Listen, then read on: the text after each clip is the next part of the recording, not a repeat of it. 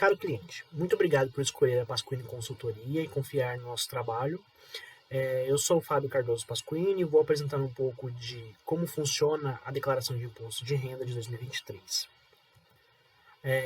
Nós aqui da Pasquini Consultoria, nós somos contadores aprovados no Conselho Regional de Contabilidade do CRC de São Paulo. Então a gente já tem toda a qualificação técnica de estudos para poder prestar esse serviço. Nós também temos profissionais com experiência em multinacionais da área de contabilidade, as chamadas Big Four.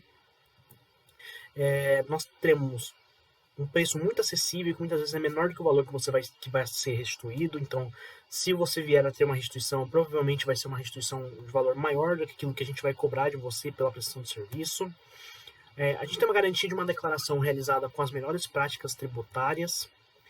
Nós identificamos sempre o melhor cenário tributário para o nosso cliente dentro das legislações aplicáveis, então vamos identificar a melhor forma de você ter o menor imposto a pagar ou ter a melhor restituição possível. E por fim, nós temos uma consultoria garantida, caso a declaração apresente alguma irregularidade no futuro, a malha fina, se você vier a ter uma irregularidade no seu CPF, se você tiver uma declaração que está em desacordo com as regras da Receita Federal, a gente vai prestar consultoria, a gente garante já dentro do nosso serviço que você vai ter um acompanhamento para poder regularizar toda a sua situação tributária. Então, de acordo com o próprio sistema da Receita Federal, quem que é obrigado a apresentar a declaração de imposto de renda? Qualquer pessoa física, residente no Brasil e que no ano calendário de 2022, recebeu rendimentos tributáveis sujeitos ao ajuste anual na declaração, cuja soma foi superior a 28.559, tais como rendimentos do trabalho assalariado, não assalariado, proventos de aposentadoria, pensões, aluguéis e atividade rural. 2. Recebeu rendimentos isentos não tributáveis ou tributados exclusivamente na fonte, cuja soma foi superior a R$40 mil. 3. Obteve, em qualquer mês, ganho de capital na alienação de bens ou direitos sujeitos a incidente de imposto. Teve uma venda de algum bem, por exemplo, vendeu um carro, vendeu um imóvel, e nessa venda você acabou ganhando, você acabou recebendo um valor maior do que aquilo que você pagou para aquele bem, você tem que declarar o imposto. 4. Realizou operações de alienação em bolsas de valores, de mercadorias de futuras assemelhadas.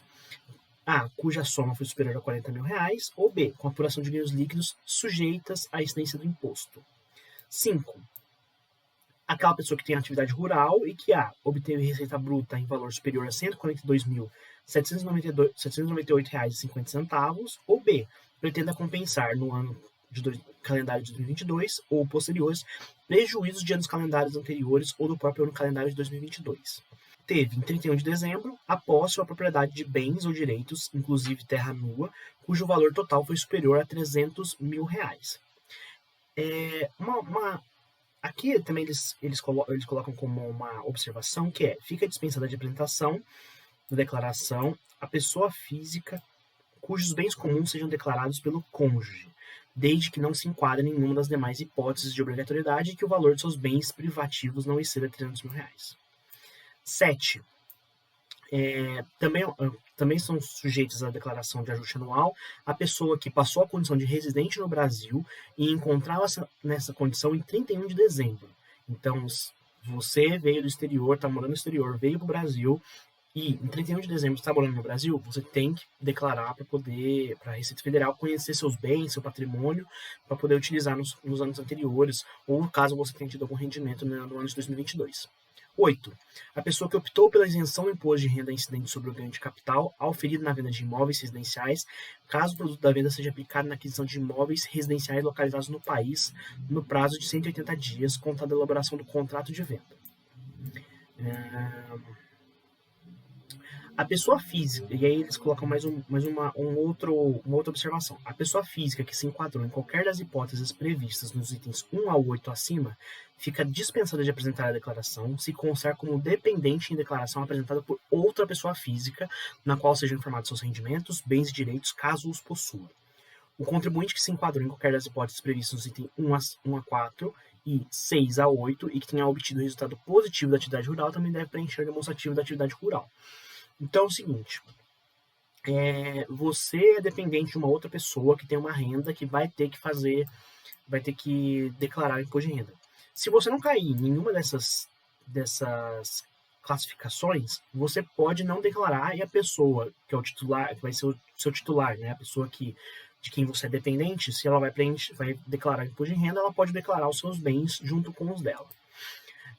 Um outro ponto importante, e esse eu acho de extrema importância, tem pessoas que não têm obrigatoriedade de apresentar a declaração, mas muitas vezes são recomendadas.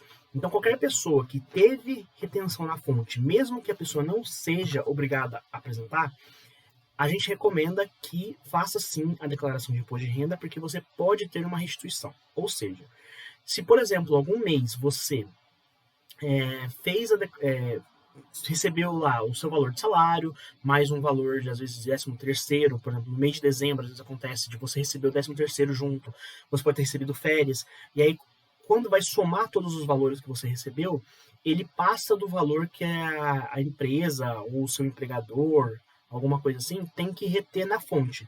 Ela passa de um valor mínimo que a Receita Federal vai lá e já pede para o seu empregador mesmo pagar esse imposto antes de pagar.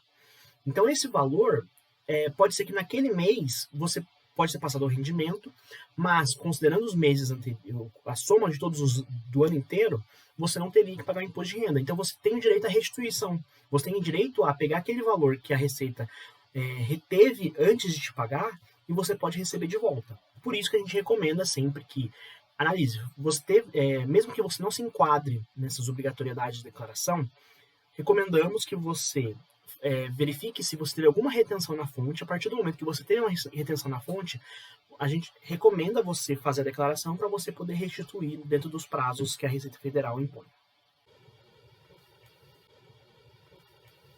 E como funciona para fazer a declaração de imposto de renda pela Pasquini Consultoria? Para facilitar o trabalho, o processo da declaração, a gente preparou aqui um formulário em Google Forms mesmo, de forma bem fácil e simples, para que a gente encaminhe para vocês o formulário e vocês vão ter que preencher respondendo várias perguntas que são solicitadas pela Receita Federal, e com as respostas às perguntas a gente já vai ter quase todas as informações que a gente vai precisar para poder fazer a declaração do seu imposto de renda. Algumas informações elas não vão estar nesse formulário, a gente vai solicitar posteriormente, e principalmente porque a gente precisa de alguns documentos adicionais, como por exemplo o informe de rendimentos, às vezes do seu empregador, ou o informe de rendimentos do seu banco. Esse tipo de documento a gente vai precisar solicitar via e-mail ou via WhatsApp. Esse formulário ele é bem rápido, bem simples. A gente estima que em mais ou menos 10 minutos você consegue fazer todas as respostas, a menos que você tenha que, por exemplo, consultar alguma informação que você não tem ali disponível na mão, como, por exemplo, o Renavan do seu veículo. Fora isso, é bem tranquilo, são informações que você vai ter provavelmente de cabeça, bem fácil para poder responder. E o que você vai receber após a prestação de serviço da Pasquini Consultoria? A Pasquini Consultoria ela vai fazer a declaração do seu imposto de renda, da declaração de ajuste anual do seu imposto de renda, e aqui a gente tem dois documentos finais depois. Um é o recibo de entrega. Então, aqui eu trouxe o meu para vocês verem como é esse documento.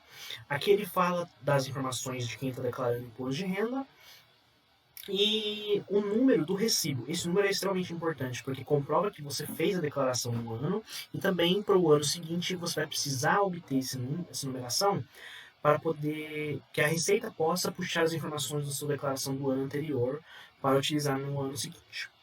E o outro documento que você vai receber é a declaração efetiva de ajuste anual.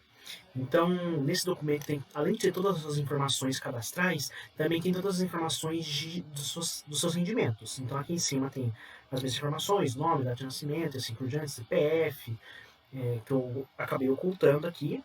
E embaixo tem todos os meus rendimentos, então quem foi a fonte pagadora, quanto que eu recebi, quanto eu teve de retido na fonte, rendimentos isentos e não tributáveis.